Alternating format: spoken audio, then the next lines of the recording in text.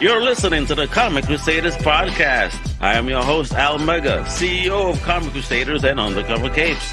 In this show, I'm sitting down with creators from all walks of life to talk about inspiration, process, the lessons they've learned, and a whole lot more.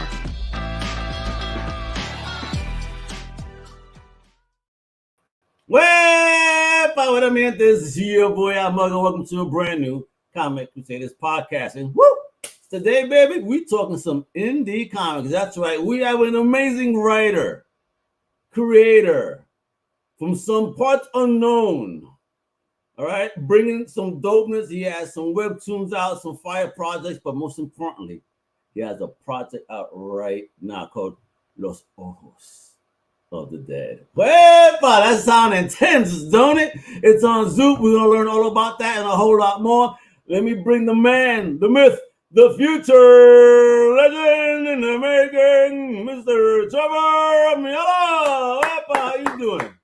I'm doing great, man. Thank you so much for having me. I don't think I've ever had that enthusiastic of an introduction before on a podcast, so I feel very pumped up. Feel very special right now. Oh, very good. I'm pumping you up like Arnold. If you're pumped up, yeah, that's good, y'all. All right, so let's do it, homie. Thank you for coming on to the show to talk about this dope project. And I'm curious, you got a Spanglish title. What's going on here? I want to know your background and all, and we're going to start with that. So where you OG from, and what was the first thing you ever fell in love with in fandom? Oh, man. Okay. Well, I'm originally from Michigan. I live in northern parts of Illinois, so I'm just north of the city of Chicago. I took some Spanish classes when I was a kid. My mother was a Spanish teacher for middle school, but of course never spoke it at home because that was work. So that's pretty poquito. But I was a big fan of cinema and movies growing up. And in the 90s, right, you had like action directors like Robert Rodriguez, who was making movies like Desperado. And I was like, this story is about the eyes, but the eyes is not a very compelling title. What if we did that in Spanish? What if we called it Los Ojos? And suddenly you've got two O's in there that you can put dots in. They look like eyes. And this just became like a thing that just really kind of took off for me.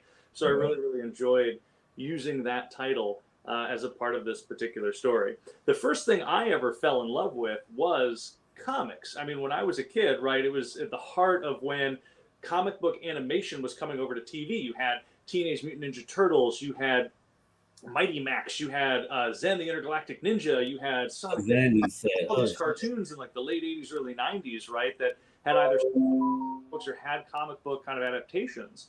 And my neighbor at the time had introduced me to the original indie Eastman and Lord, the Teenage Mutant Ninja Turtles. The Raw series? And so, like, I was a kid growing up watching the 80s cartoon, but then I also got introduced to the indie comics. I was like, this is so different. This is so unique. And how does one become the other? And that was just such an inspiring thing for me and something that I absolutely fell in love with. Oh, fantastic. But how did you find that? Was it on your own? Did you run into a shop? Did you have siblings that it kind of hooked you up? Yeah, my neighbor had copies of the comics. But after that, like, when did you wind up getting on your own, though? Did you who helped you figure that out, or was it your neighbor became your best bud in life? Yeah, no. So he helped inspire me and like encouraged me to find these things at like a local comic book shop, and that's where I think my love of comics and storytelling started. Was from that relationship. How was the community at the comic shop growing up? It was a very different scene than it is now because it was a lot of back issues. And it was very tricky to get into a series because, X-Men were in like, issue 100 or whatever. And we were caring about that. Catch up on what the current issue was. So it was tricky. Indie comics didn't have that problem, right? Like Teenage Mutant Ninja Turtles had like one running story and you could easily just pick it up and read it. And I thought that was fun and unique. And something that I've always gravitated towards. When Image Comics launched in the 90s, like that was when I really got into collecting comics because suddenly you could start over at issue 1. And unless it was a comic like Spawn, which had all these spin-offs, it was a story that you could very easily follow in a very linear fashion. I still collect Savage Dragon to this day. Nice. I met Eric Larson. Dope, man. Yeah, another legend with an ongoing series. I mean, Everybody talks Spawn, and I love my boy Spawn and all, but then Savage Dragon going strong nonstop too. You know, so the beauty of comics. He's in the high 200s right now. now. Yes, very high 200s. I think soon approaching 300 itself. Yep, and he's done them all. He's done. They even had an issue 13, where they did a crossover. Each of the creators of Image Comics did like one issue of each other's comic books. Yeah. And Eric Larson got really mad that Jim Lee got to draw issue 13 of Savage Dragon, so he went back and did his own issue 13 of Savage Dragon. So there are 2 13s that are completely different and from different creators. Oh, that's too funny. That is too funny. He said, "Hell no." That is 13A. Side Universe Tale. All right, bet. So, all right. So you're saying that all inspired you and all. How did you get into it creatively, though? Did you have a tribe to help you along? How did you find yourself getting along to get creative and having the courage to put it out there?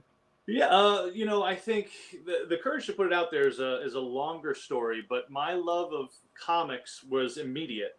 I loved visual storytelling. And at the time, we didn't have things to go out and easily make movies or film or anything like that. So comics were a very easy and inexpensive way for me to tell a story visually. I could draw, I could write, and I could sit there and use lined pieces of paper to draw comics. One of the first comics I ever drew was a series called The Defender of Food, which was about a superhero who would protect food. When like aliens came and abducted Earth's supply of children and chocolate, he would go save the chocolate because somebody else would go save those kids. And I thought that was silly and goofy and different, and like that was the kind of stuff that I really liked to do.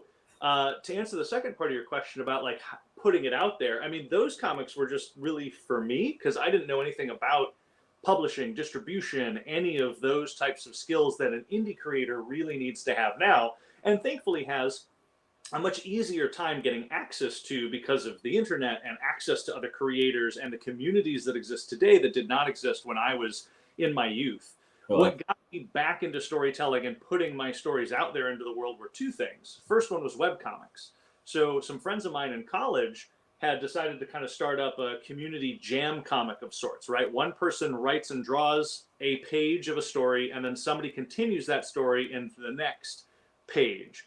And we had rules we had to follow and all this stuff, and it kind of reignited my love of storytelling, helped me kind of find an audience a bit. And then as I was developing my own comics for the web and putting them out there online, I ended up meeting 2 creators, Josh Elder and Russell Lissau, who both worked for DC Comics, and Josh also worked for Tokyo Pop at the time. And they encouraged me to self-publish. They were like, collect these, put them into a book, print them, and put them out there into the world. And they got me a table at a convention. My very first time at a con, I was a guest of honor. So I didn't have to pay for anything, which was really, really nice. Wow. How was that experience? That was your first experience? I mean, I'd been to conventions, but like behind the table. To shop. Yeah. This is the first time ever exhibiting at a show. And, I remember being there. I'd set some money aside. I was like, look, I'm gonna print these books. If I sell them, then I'll print another copy and I'll keep selling comics. If I don't print them, I'll go home and I'll go play some video games. Like there was no skin off my back to do it. And I remember sitting there and looking over at Russell, who was tabling next to me, and just being like, is there a better feeling in the world than putting your blood, sweat, and tears into a book and then holding a copy of it in your hand? And he said, yes, there is. Seeing that book in somebody else's hand while they're waiting in line to get you to sign it.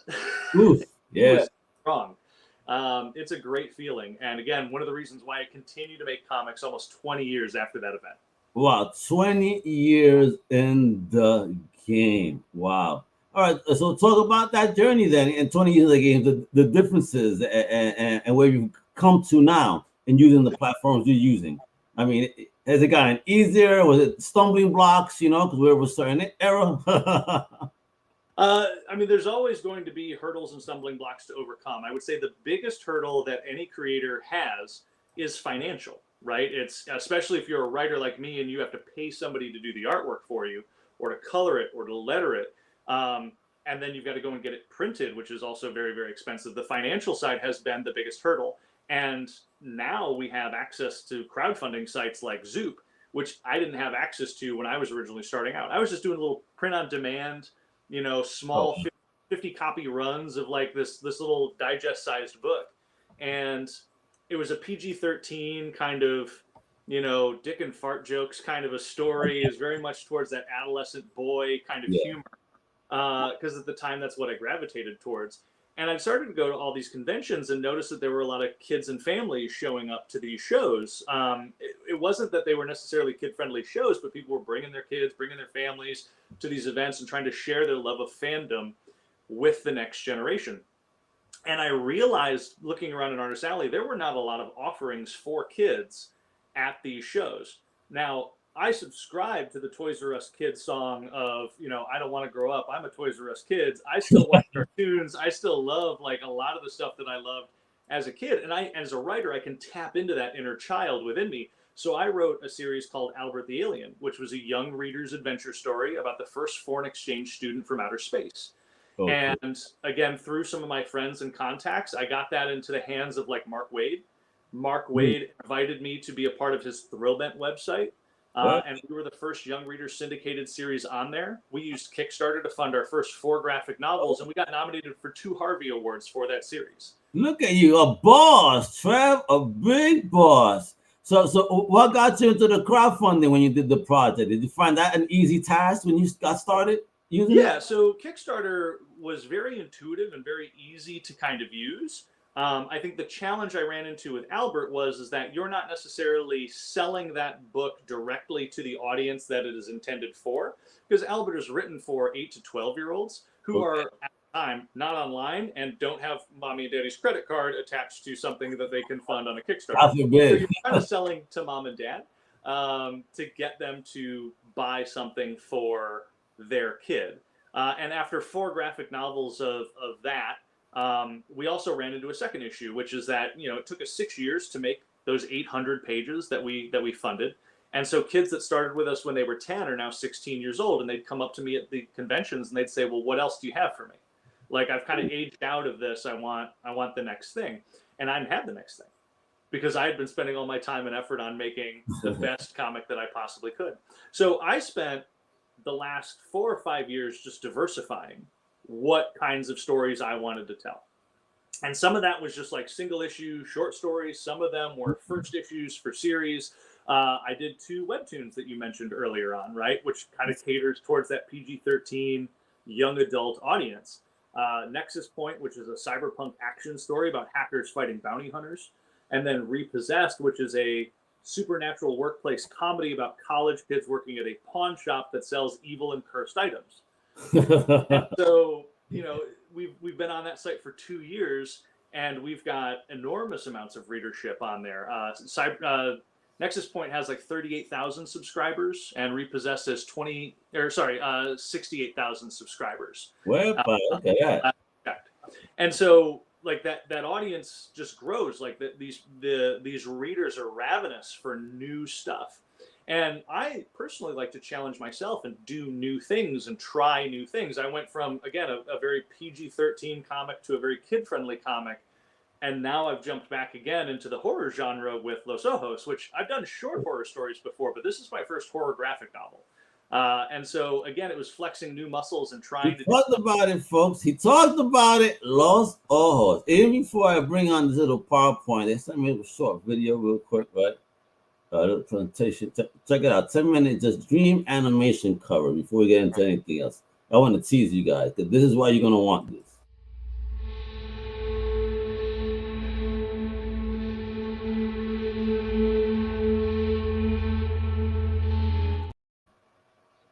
Woof.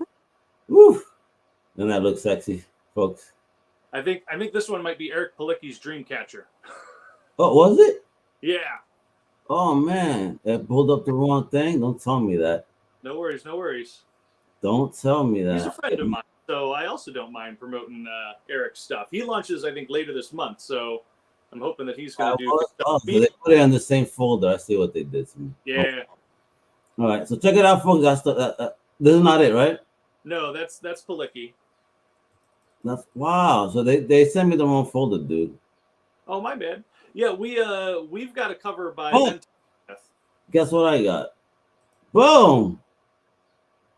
There you go. So we do it from here.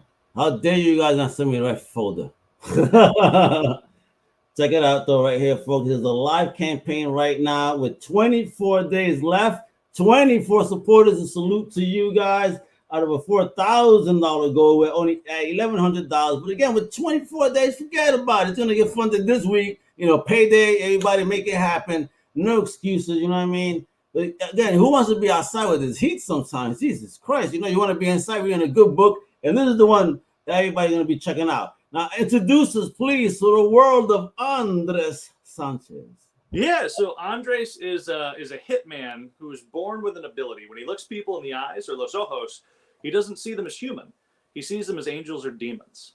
And he's taken on this crusade to try to rid the world of evil because he only kills the people that he sees as demons. He doesn't even consider them people. He considers them monsters in disguise, right? And in his first adventure in this book, Andres encounters something that he's never seen before, and it changes his life forever.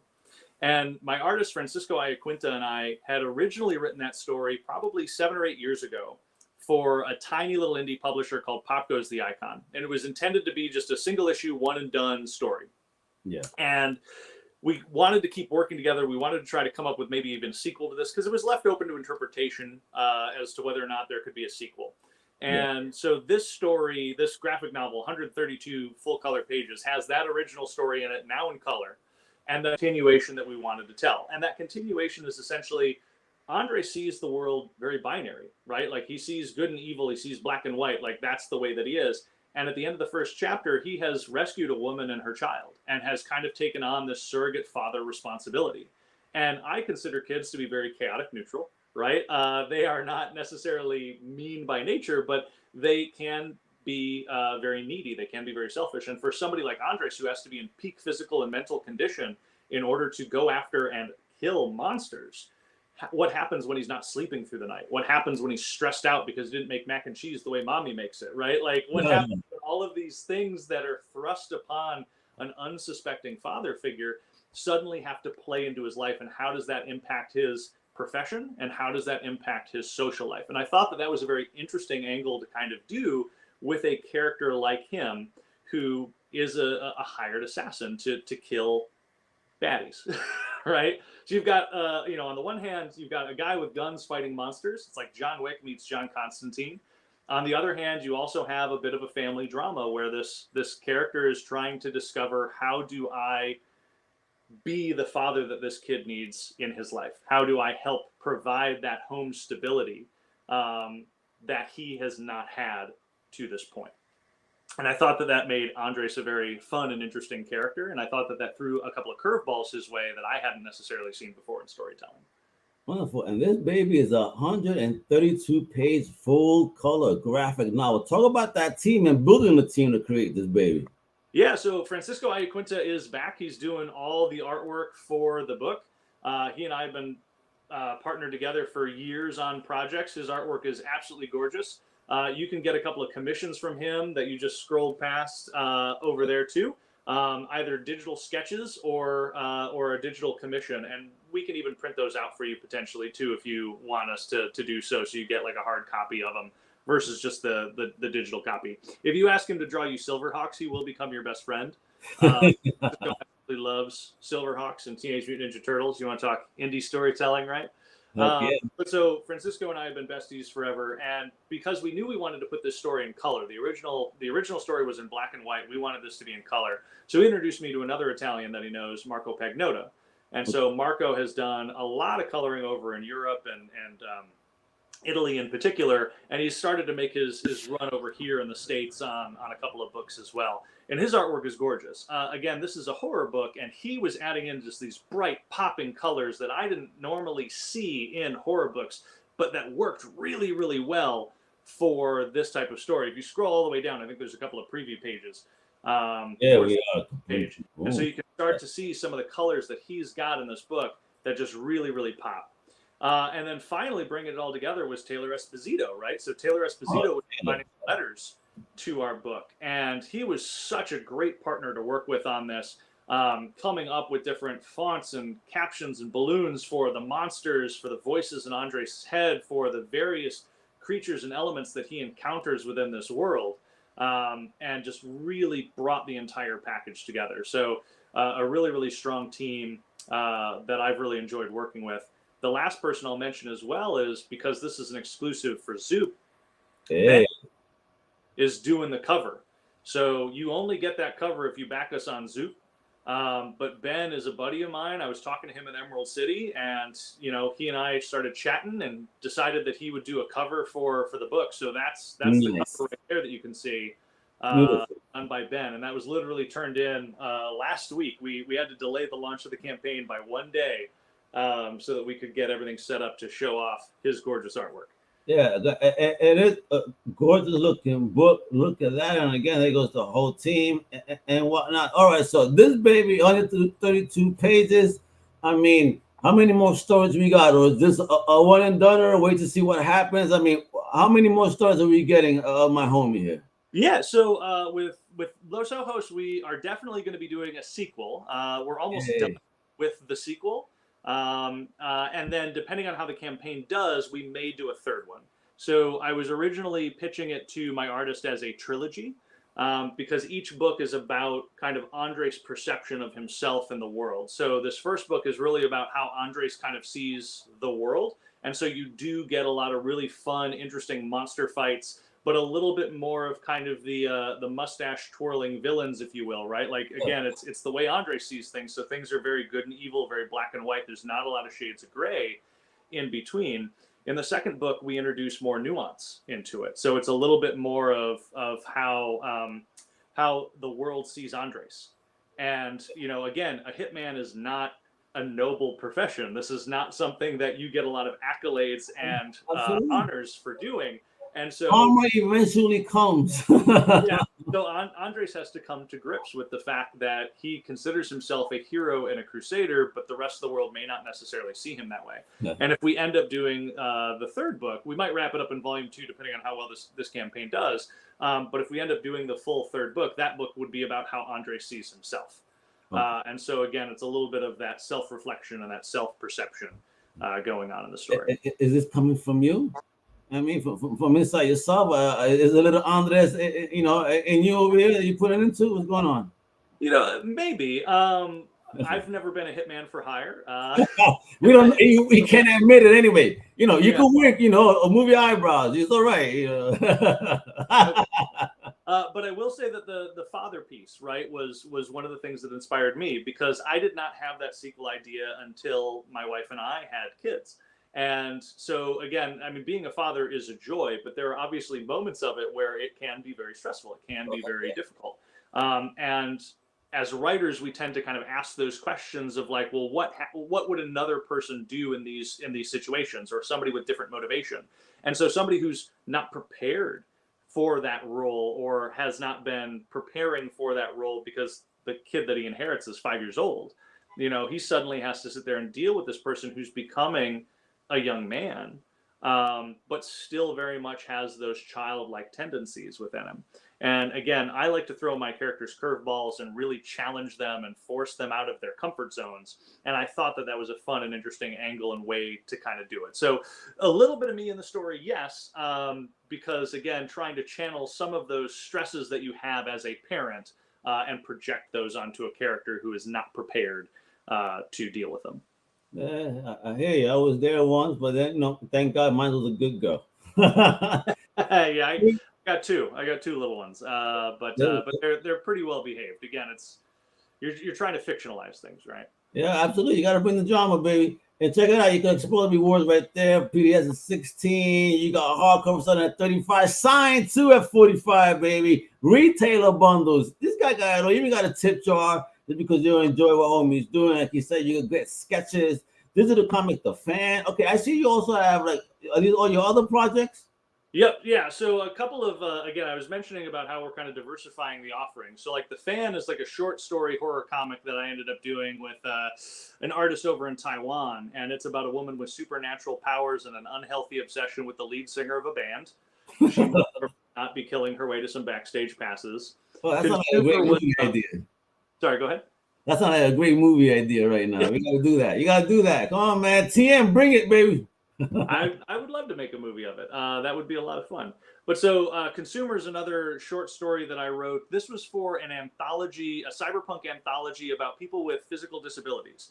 And so our main character in this is an amputee who is also the leader of a gang of teenagers that steal technology so they can review it on their blogs.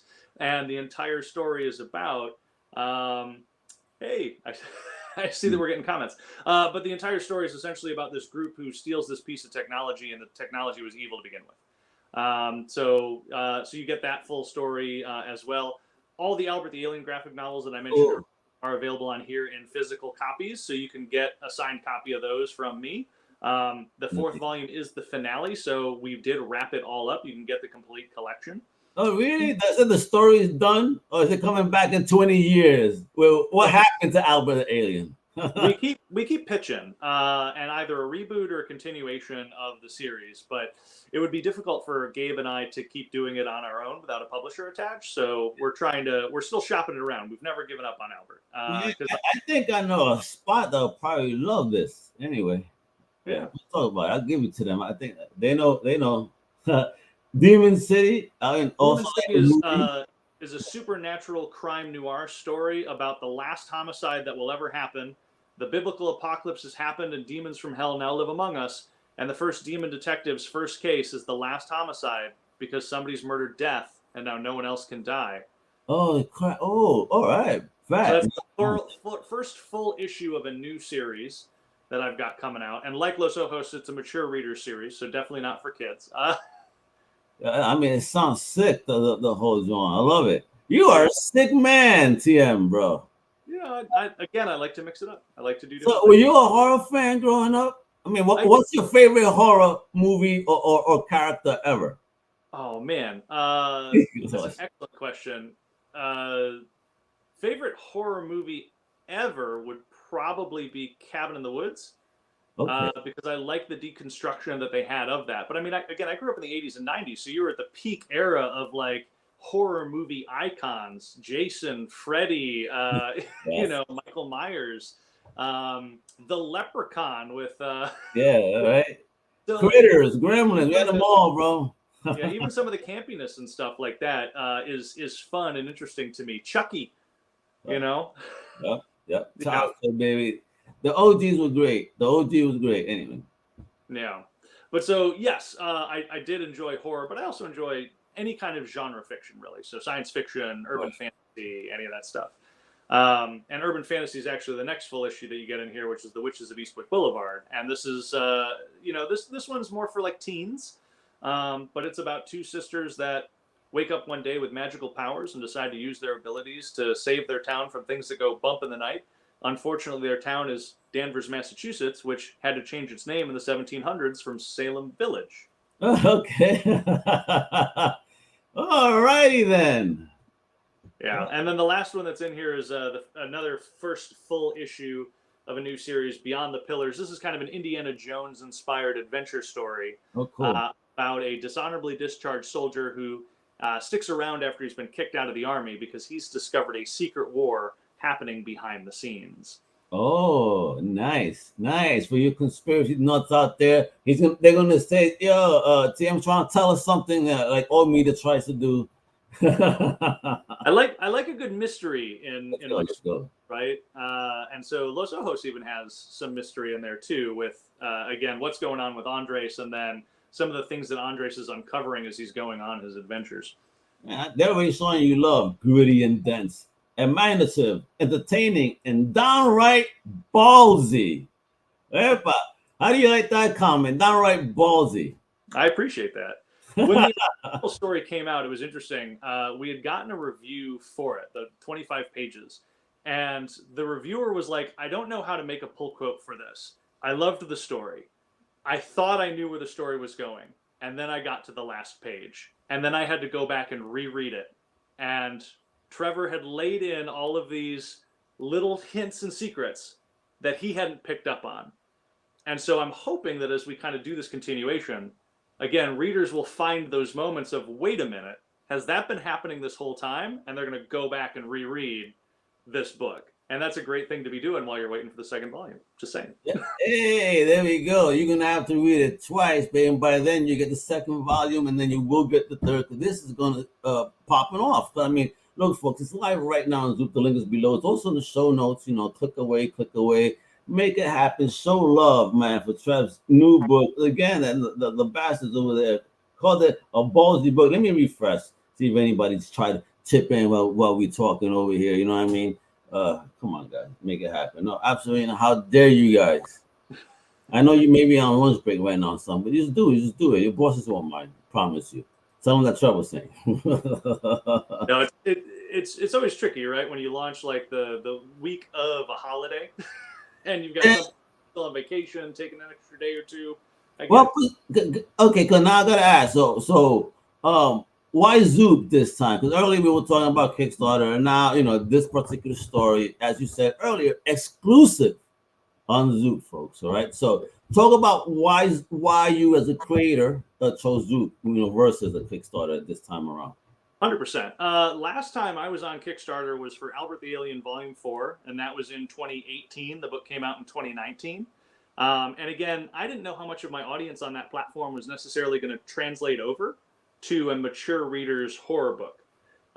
So that was one. Two, there's a lot of work that goes into running a crowdfunding campaign that I don't think a lot of consumers realize happen. And I'm somebody who likes to do story, but when I got to sit there and reach out to 7 different printers and get quotes from them, and I need to work on shipping and what are the best packages to send books in so that nothing gets damaged and all those types of things. There's a lot of logistics and administrative work that go on in the background, and I just been out of the game for a little bit. And I was looking for help and assistance. And several of my friends had launched campaigns on Zoop.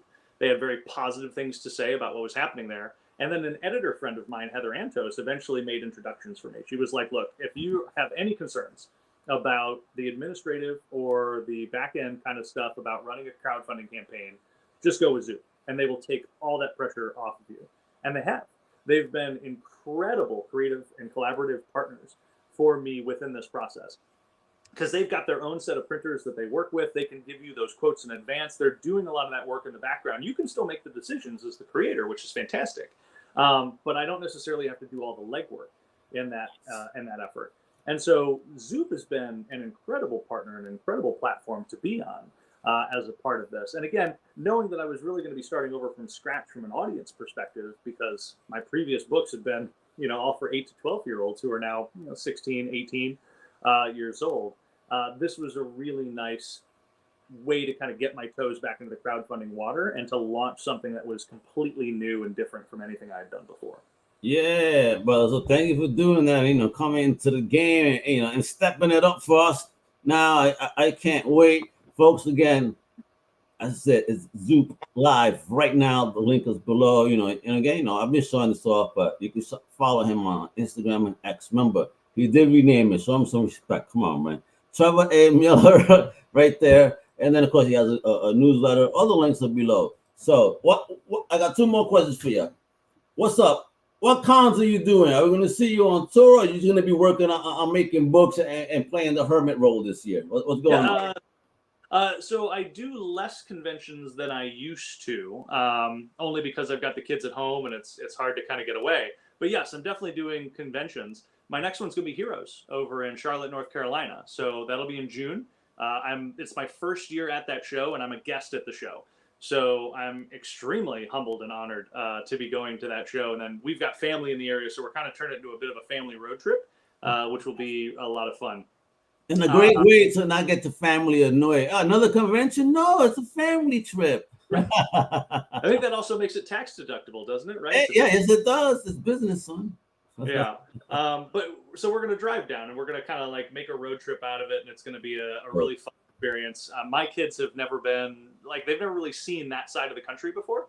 So I think it'll be a fun journey for them to kind of see how people live outside of the northern Chicago suburbs area. So that'll be great. And then after that, I think we're doing Fan Expo Chicago over in August. So that'll be my hometown show over in Rosemont. I've already done C2E2, which was over at McCormick Place, which I loved. All right.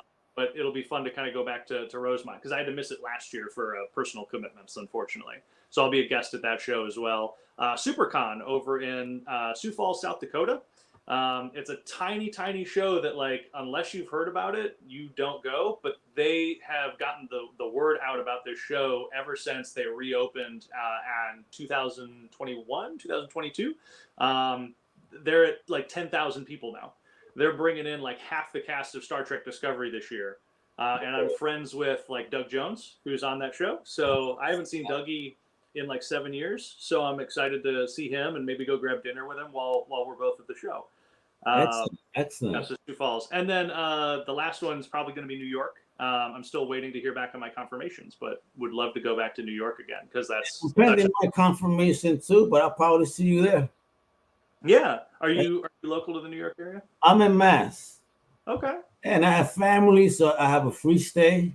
You know what I mean? I just jump on the train, get me a good bacon, egg, and cheese on the way. You know what I mean? Right before you go in, get you one of those 1 pound bow tie donuts because they're so full of sugar and, you know. But you need that. You need the sugar and the carbs to help you propel through the crowds at New York. That damn convention, yes, because since I do it as press, it's up and down, back and forth, show floor, press room, show floor, press room. Like, oh my, you know, that's my greatest step weekend. Besides Chicago, which I did do, I don't know how I did not see you. Yeah, I was over in X at C2E2, and then I always I do a lot of the Reed Pop shows because I also did Emerald City earlier this year too, and that one's a lot of fun. But yeah, you know, I'm just another bald guy with glasses writing comics, sitting in Artist Alley. That would be funny if they just do 1 hour where everybody kind of looks the same and y'all all decide to dress the same just to trick people and say, what the hell? All right. Well, the joke I made at Baltimore last year was like Brian Michael Bendis was there, and I was like, hey guys, hold on. Am I me or am I Bendis? Let's see, right? Before and after. There we go. Yeah, because I don't have the accent of like a Grant Morrison, but you know. There we go. So, last question is advice for those coming up now and trying to step in the game. You know, you're a vet, you know, you're doing what you do, you're killing it, but then you're also being reborn, if you will, your own rebirth here. You know, talk about any advice you would give them youngins and other guys trying to get out there and gals. Yeah. My advice has been fairly consistent ever since I joined the game, and it is to start with something short. If most people, I think, have like this big magnum opus epic story that they want to tell, but if you've never written a story before, or if you've never made a comic book before, it's very likely that you will never finish a really, really long epic story. You are much more likely to finish a story if you're working with something short. And especially if you're like me, where you're just the writer and you've got to find an artist to work with. Working on a short story also helps you to test the waters out with that artist to see, do you work well together? Do you like working together? Do they take direction or give direction back very, very well to help enhance the story and make it better? But the other reason too why I like encouraging short stories is that it helps people finish a story. It's very easy to start writing your epic story and you get 10, 15 pages in and you started to figure out what you're doing. You've started to figure out and develop your narrative voice. You look back on page 1, you're like, oh, this is awful. I'm going to go back and rewrite it. Well, guess what? You don't get paid more for rewriting those first 10 pages, man. Yep. Like, you know, you will get better as you do it. I'm very much in the camp of learn by doing. And there's a phrase or a saying that I like to steal from one of my friends, which is, if you look back on work you did a year ago and you still think it's good, you haven't grown enough. Right? It's not that work sucks. It's that you've gotten better as you do it. And that's important to do. And the final reason why I encourage people to work with a short story is that it's a lot less expensive to print a copy of that book and to have that full story in printing to be able to hand that over to either future collaborators, editors, press, to sit there and say, this is an example of what I can do. Do you have work for me? Would you like to work together? You know, to start that conversation is so critical. That's how I got to work with Mark Waid on Albert the Alien. We had printed 2 short stories, 2 single-issue comics of that. And I could hand that to him, and he read it on a plane, and he emailed me from the plane and was like, I want this on my website. This is so cool, man. You must have been so ecstatic, man. Yeah, it was a good moment. It's one of those lifetime achievement awards. Yeah, man. But great, yeah, man. I definitely got you on your way. That's amazing, man. Your story is dope. That advice is solid. Brother, thank you so much for your time. And folks, you know what it is. This is live on Zoop right now. That's the link, but it's also in the notes below. So don't you worry, you can click away and show the love. The project is live. Follow my man over there on Instagram and X, also in the notes. And, follow his newsletter. All right, sign up. Keep up to date. All right, so you can see where he's popping, where he's going to be chilling, boot numbers, all that stuff. Next projects. Kahia Boss, Trevor, thank you so much. And from a fan to a creator, thank you so much, for putting yourself out there, sharing in your stories, being brave enough to share those stories. We appreciate it, and we appreciate you. Thank you, brother. Thank you. I appreciate it. All right, and with that, mi gente, you know what it is. Follow everything Comic Crusaders and Undercover Capes everywhere. Hasta la próxima. ¡Wepa! Thank you for listening to the Comic Crusaders podcast. If you like the content, if you like subscribe and turn on notifications. Also, please visit comiccrusaders.shop and our extended podcast family over at undercovercapes.com. And also make sure to download the Comic Crusaders app on the Google Play Store today.